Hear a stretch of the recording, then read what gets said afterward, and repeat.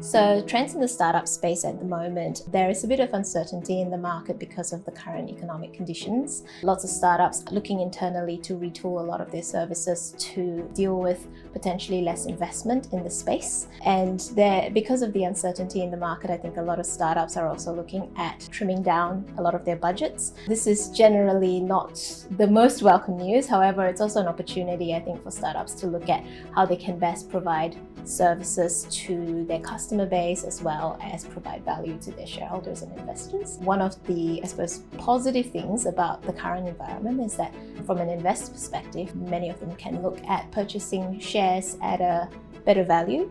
There has been a trend of revaluing a lot of startups. We had gone through a phase of overvaluing of startups at the boom of that startup phase, but now there's a bit of a correction there, and I think startups that actually survive this period are actually going to be really well run and really well valued startups.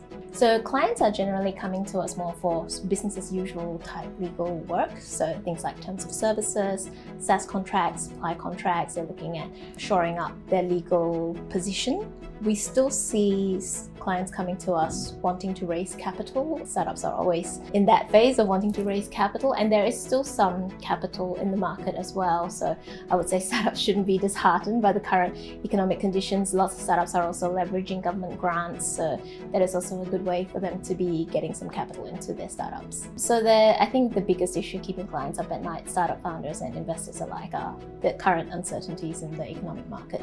Lots of people are sitting tight on capital. However, I think that there is still capital in the market. I also think that startups are resilient. They've gone through the pandemic and many of them have come out the other side. And so having managed to pull themselves through the pandemic, I'm sure this is another period that they'll be able to overcome.